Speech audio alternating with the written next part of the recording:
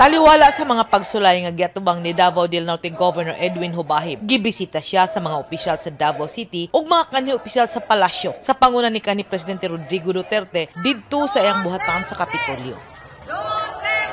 Samtang gidagsang sa libuan kakatawhan, ang Davao del Norte Sports Complex isip paghatag og suporta sa peace rally ug pagpakita og suporta kang Governor Edwin Hubahib sa iyang pakigpulong na nawagan si Davao City Mayor Baste Duterte. Sugod ni kay ning tugot si Governor Edwin na magparali rin para maka-istorya ni ang nahitabo karon ug baoning liderato sa Pilipinas unsa na lay kaugmaon nato aning tanan. Kung itungod lang na kay otoridad, na kay gahom, kay nakapisto ka, buhato na lang nimo unsay gusto nimo klase pang-ipit niya, unsa man. Wala na kay katunod, ane!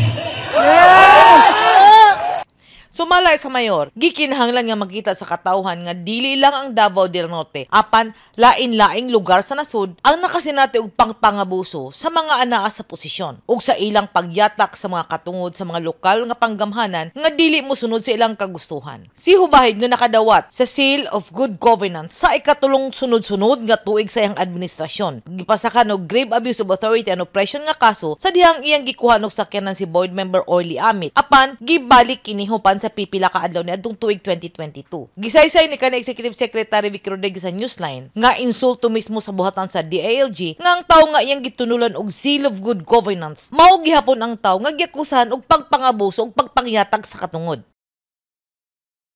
Well, it seems to me that there's no one there clearly running the house. And sabi ko nga nung interview sa akin ng isang araw, kung aabot ito sa kaalaman ni Pangulong Marcos, sana naman tingnan niya itong malaking pagkakamali at injustice na ginagawa ngayon dito kay Governor Edwin.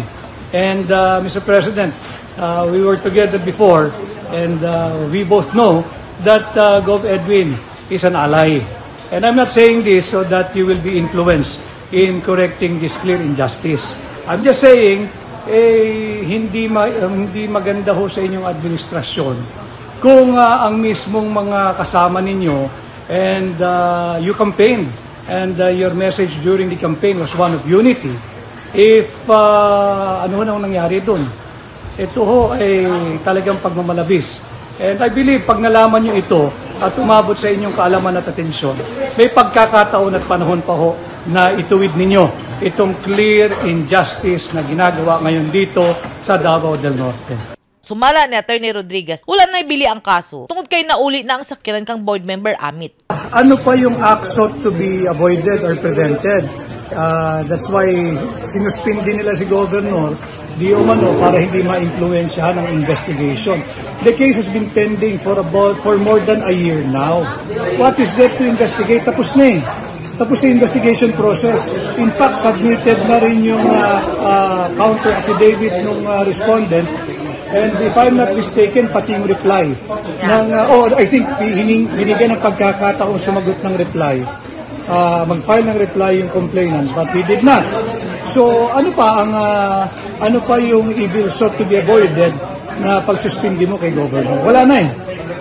Bisan pa man kung nabalik na ang sakyanan, wala na rason nga masuspenso. Apan, gipakanaog ang 60 days preventive suspension order batok ni Hubahib. Tungod niini, wala nakakanaog sa Kapitolyo si Governor Hubahib o wala usab kini personal nga nakatambong sa prayer rally. Tungod kay basin kunog kalit nga sakon ni Acting Governor Uy Uy ug iyang mga supporter ang Kapitolyo. Bisan pa man dunay gipasa kang motion for the issuance of temporary restraining order kon TRO didto sa Korte Suprema. Kay wala nakaadto si Hubahib sa sports complex, misaka si kanhi Presidente Rodrigo Duterte sa Kapitol paghuman siyang pamulong didto sa plaza og personal nga nakigistorya si Duterte kang Hubahib. Akong gipangutana nganong misaka pa si kanhi Presidente Rodrigo Duterte sa Kapitolyo? Kay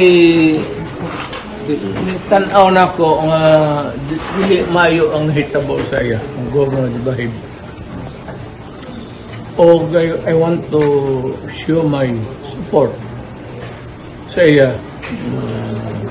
Diyo tagaan o lakas na loob para lumaban against the oppressors. So sabi ko naman sa kanya, do not worry. You have earned for yourself the additional political attack. Hindi ka na matatalo niyan. Giyahawag ni kanhi Presidente Rodrigo Duterte ang katauhan sa Davao del Norte. Tulungan na ninyo siguro hanggang hantod sa kanusa iyang gusto. Ang iya sa politikan to Dabgo para sa tao sa North Davao. Sino tanaw ba, sir, makatarong nga nun ang pagsuspenso sa iyaha? Hindi, kasi alam mo, there has to be a hearing or at the very least a notice na para he can seek remedial measures immediately if he wants to.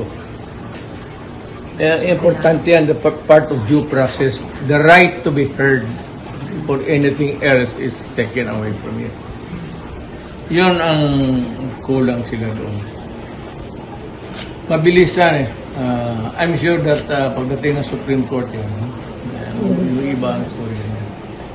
Always, no person shall be deprived of life, liberty, or property without due process. Nor shall any person be denied the equal protection. Your presence here tonight signifies your support. My support. Siyempre. Occasion by the rally, but yung sa kanya, maybe because he umayag siya na magkaroon ng rally dito. And mind you, sa lahat ng mga munisipyo sa Pilipinas, hindi kami binigyan ng permit, clearance to lahat. Tungod kay gikwestiyon ang suspension order, ang giila sa gobyerno nga acting governor sa Davao del Norte mao si Uy Uy, nga naakusahan sa katawhan usab nga nanghilabot sa kwarta nga dunay kalambigitan sa pagpanghatag sa AX ug tupad didto mismo sa sala sa Senado. Apan wala pay tubag ang national government sa reklamo sa katawhan nga ilang gisangat batok ang acting governor Uy Uy. Sa iyang Facebook post, nanawagan si Uy nga magpabiling kalma ang katawhan samtang nanawagan usab kini og kooperasyon sa tanang residente sa Davao del Norte. Tungod sa kagubot, akong gipangutana si kanhi DILG Director Alex Roldan. Kinsa ang nag-prevail dapat na governor as of this moment as we talk? As of this moment, wala pa man magawas ng kuwate. Ang tanan ng mga documents na or orders i-consider magunang kanang mura o legal until proven otherwise.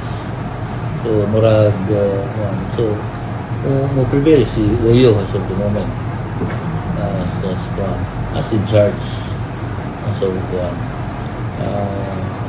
however, the question is, ang opinion ko sa ubang mga cases is that given na ang protest niya abot na sa Office of the President, meaning dapat on hold ang implementation. So, kana karon ang gina-contest pa. Okay, kamaguna na itong sa ilahan mo gunang para to prevent chaos. Pag na-implement ng mga orders, i-presume na with na regular pagkamuan. So, i-disprove pa ng nimo. Ano mo yun ang itong proseso? So, in the meantime, si Uyo ang nag-prevail na acting governor. Oo, ano mo ba? Kung as far as the ILD is concerned. Pero the fact, wala niya i-recognize. Kung na po yung position sila karon nga niabot naman sa Office of the President ng petition for consideration. So therefore, habang dili pa ito ma-resolve, dapat status quo.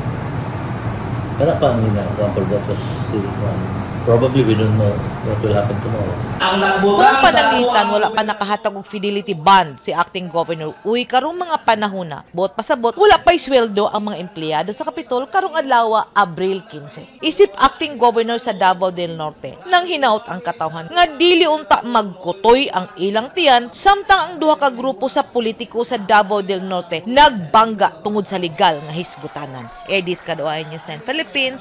Stay safe. salamat ko na magpabilin ta na